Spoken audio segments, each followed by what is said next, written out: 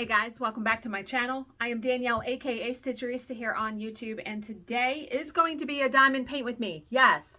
Do I remember how to diamond paint? I think so.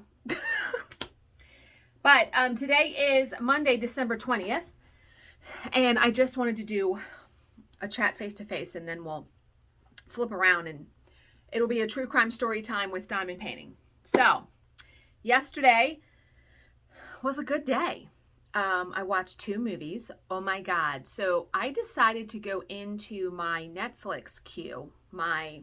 You can add stuff to your list and it stays in there until it's gone from Netflix or until you delete it. So I decided to go in and clean that up because even if you watch something, it doesn't disappear from it. So half of the stuff in that queue I had watched. So I deleted all of it and then I said, you know what I'm going to do? Whatever order the stuff is in, I'm going to watch it. So the first movie I watched was Intrusion. Very good. This couple has their home broken into, but it's so much more than that. And then the second movie I watched was called Aftermath. Holy hell, I was screaming at the iPad because I was sitting in my chair stitching and watching it on my iPad. I was screaming at the iPad like, fuck you, no, don't go in there, no, no, no. Like, I do that. I am that person, okay? And boy, both of those movies were so good. So, today's movie, because I am going to watch more, the first one's going to be Stowaway, about a passenger that gets on this space shuttle and it puts everybody else in jeopardy. So, yeah, okay. But yeah, so because I have today, Bill will be home tomorrow evening. Of course, they have had quite the time already. The ride there was good. They were there by about 2 o'clock. So, yeah, it took them about 11 hours. But he said the hotel, like the people above them, it sounded like a herd of elephants at like 11 o'clock at night. So they called the front desk. And they said they would call there, but it didn't stop. So my husband called back and Bill was like, you got to move us. So they switched hotel rooms. I can't even imagine. So, yeah. And, you know, they had been exhausted because, I mean, they had been up since like they left at 3 in the morning. So, but yeah, so today is the service. And they'll be home tomorrow. So, yeah, I had a good day yesterday, did a lot of stitching, finished page 2 of the squares. If you follow me on Instagram, you will have seen it because I posted a picture. So now I just get to do some filling in. But today I think I'm going to do some diamond painting because I haven't diamond painted in over a month. And I was checking my boss's email because I hadn't really looked at my computer since Saturday. Those fuckers actually added a day to the arbitration in January, which is a Saturday. January 29th, and we're working from 9 a.m. to 6 p.m. Yay! No! So I messaged her and I said, look, I said, you need to let me know what we can charge extra for working on a Saturday because we worked this past Saturday and now we're working a full fucking Saturday on January 29th. And apparently this week they're supposed to be making a decision on adding 2 additional weeks, and we will see about that. It's just, I feel like this is never going to end. Like, there's never going to be an end point. There has to be. There has to be an end point. But yeah. Okay.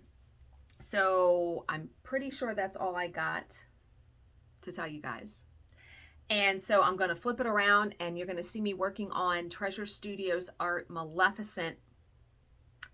And believe it or not, I've left this square that I'm working on uncovered all this time and it's still sticky. But I don't have pets in the house, and so I don't have to worry about that. Because once I uncover it, I don't cover it back up. But yeah, I think I'm going to sit out there, watch some movies, record the diamond paint with me, and get some diamond painting done today. I forgot to show you a gift that I got yesterday. So this is also from Mary Bezoyan, who had gotten me the eyeshadow palette, which, by the way, my eye look today is from that eyeshadow palette. Very, very good eyeshadows. She got me a Vera Bradley travel blanket. Now, why is this a travel blanket? Because it folds up into itself. You see how this is the blanket. You pull it out of here, it like folds into itself. And I love this pattern, the purple pattern. Yeah, so Mary, thank you so very much. I forgot to do that in the last clip. So, okay, now to the diamond painting. Okay, I feel like I did this story before, but we're going to do it again because I remember reading about it. Okay, so this one is Brittany Norwood. On the morning of Saturday, March 12th, 2011, employees of the Lululemon yoga store in downtown Bethesda, Maryland, Jesus, right in my hometown. Well, my hometown's not Bethesda, but Maryland, my state, arrived to begin their day's work.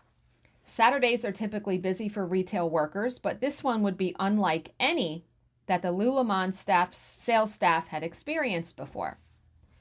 As they entered the store, they noticed that the place was in disarray, with merchandise scattered hither and fro. Then they saw the bloody footprints, and then in a rear corridor, a truly horrific sight. The store manager, 30-year-old Jana Murray, lay on the floor, her body drenched in blood that was also spattered on every surface, the walls, the floor, even the ceiling. Good God. One of the employees immediately reached for her phone and dialed 911. The other checked the rest of the service area and found another of their colleagues lying on the floor in a storeroom. It was Brittany Norwood, a 29-year-old sales assistant. She had been luckier than Jana Murray. She had survived. Police and paramedics were soon on the scene, and Brittany was rushed to the hospital, where she received treatment for cuts to her stomach, breasts, and face. But her injuries were nothing compared to those inflicted on Jana Murray. The store manager had been stabbed, slashed, and beaten, suffering 330 separate wounds. Good fucking night. What? Inflicted with an array of weapons. She had been bludgeoned with a heavy steel stand used to support a mannequin. She had been beaten with a hammer. She had been slashed with a box cutter. She had been strangled with a length of rope. The fuck?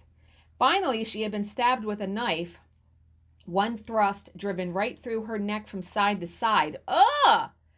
The second rammed through her skull into her brain. It was the most horrific crime scene that most of the investigators had ever attended. But at least the police had an eyewitness, someone who could provide a description of the monster or monsters who had done this. According to Brittany, she had been the last employer, bar Jana, to leave the store the previous evening.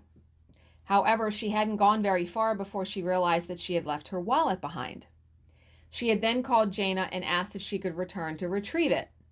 It was while Jana was letting her in that they were ambushed by two masked men. The men forced them back into the store and then attacked them and sexually assaulted them. During the attack, Brittany had been dragged to the storeroom where her hands were bound with cable ties. One of the attackers had then cut the crotch of her jeans and had sexually assaulted her before leaving. She had remained in the storeroom, drifting in and out of consciousness until she was found the next morning. Wow, okay. On the face of it, this seemed like a credible story. There had been a call from Brittany's phone to Jana's at the time she said. There was evidence that Jana had been sexually assaulted, and the police had found size 14 sneaker prints tracked through the victim's blood all over the store. In no time at all, the police had launched a massive hunt for the perpetrators and were following up on multiple tips from the public. But doubts soon began to emerge over the credibility of Brittany's story. It started with a report by employees of the Apple store that stood adjacent to Lululemon. Oh, it's Lululemon. I'm saying that totally wrong. It's not Lululemon, Lululemon. A report of female voices raised in a furious argument. Then there was testimony from two Lululemon employees. A sales clerk reported that Jana had phoned her shortly after closing on Friday. Jana had asked if the clerk had sold a pair of yoga pants to Brittany that day. The woman had said that she had not. The other employee was Jana Murray's boss. According to her, Jana had called her on Friday evening to report that she suspected Brittany Norwood of stealing. The two of them had resolved to sort it out in the morning, but of course Jana would be dead by then. With the gaze of suspicion now turned firmly on Brittany Norwood, detectives began to look into her background. What they found was a young woman with a propensity for taking things that did not belong to her. Although she had never been arrested for theft, Brittany had a reputation for being light-fingered. She had even lost a college scholarship after she was caught stealing from her teammates on the soccer team. Investigators now began to wonder if Jana had confronted Brittany over the stolen yoga pants and had been attacked as a result. It was an interesting theory, but one that had some distinct flaws to it. First, there was the savagery of the attack. Could a murder that brutal really have been committed over an accusation of shoplifting? Then there was the sexual assault, certain in Jana's case, inconclusive in the case of Brittany. Finally, there were the bloody footprints, evidence that there had been someone else in the store on the night of the murder. Or had there? In the aftermath of the murder, the police had asked Lululemon staff to carry out a stock take to determine if anything had been taken. Only one item was missing, a pair of men's size 14 sneakers. A fresh search was now conducted and the shoes were found hidden in the storeroom. They were sent to the lab for DNA testing, which returned the result that investigators had expected. Brittany Norwood's DNA was found inside the sneakers. There was only one way it could have gotten there. She fucking put them on her own goddamn feet and stepped through the blood and did all that. The police now believed that they had a pretty good idea of what had happened inside Lululemon on that fateful evening. It was company policy for the manager to search all employees' bags when they left the store. Jana must have checked Brittany's bag and found the pair of yoga pants. Caught with the item in her possession, Brittany claimed that she had bought the pants, even naming the sales assistant who had recorded the transaction. Jana then allowed her to leave, but immediately thereafter she called the clerk to confirm the story. After being told that Brittany had lied about purchasing the yoga pants, Jana called her boss to report that she suspected Brittany of stealing. By now, Brittany was on her way home, but she must have known that the game was up. She probably realized that she would be fired in the morning and may have feared that the theft would be reported to the police. This is why she called Jana back, claiming that she had left her wallet behind. Her real intention was to silence the woman who would report the theft. She could not have known that Jana had already reported her indiscretion. So Brittany Norwood was arrested on March 18, 2011, and charged with first-degree murder. Under questioning, she almost immediately admitted to the crime, although she claimed that it had happened on the spur of the moment and denied premeditation. This was the story that she would carry with her into the trial, an attempt, no doubt, to secure a lighter sentence. But the evidence in this case was as overwhelming as it was horrific. Yeah, I mean, she committed this heinous crime against this woman, right? Medical evidence indicated that Jana Murray had been conscious throughout the entirety of the attack. She had felt every blow, experienced every moment of terror. During that time, Brittany had broken off several times to look for a new weapon to mutilate Jana with. Jana had tried to ward off many of the blows, suffering 122 defensive wounds to her arms and hands in the process. That is an extreme amount. Norwood had also sexually assaulted her with a blunt object, possibly a hammer handle, to simulate the rape that she would later report to the police. Killing blows had been delivered with a large kitchen knife which had been driven through the victim's throat and into her brain. Then Brittany had donned the size 14 sneakers and tracked bloody footprints through the store in a crude effort to mislead the police. Finally, she had inflicted superficial wounds on herself and then used cable ties to bind her own hands, making it look like she too was a victim. Modern juries typically deliberate for days, even weeks, in a first-degree murder trial. In this case, the jurors were out for less than an hour before they returned to pronounce Brittany Norwood guilty as charged. Brittany would later take the stand during the sentencing phase to plead for mercy, not for myself, but for my parents. And unfortunately for her, Judge Robert Greenberg was not in a merciful mood. "I have no doubt that you are a deeply troubled woman," the judge told Norwood. "However, my sympathy for your plight does not begin to approach what I feel for the Murray family." He then sentenced Norwood to the maximum penalty allowed under Maryland law, life in prison with no possibility of parole. I think that case was very in the news when it happened. I remember hearing about it. I feel like I said, I feel like I did do that case before. I don't remember. If I did, I apologize. But remember, I deleted a shit ton of my true crime videos when the Color Street thing happened. So, yeah, that may have been one of them that I had to delete.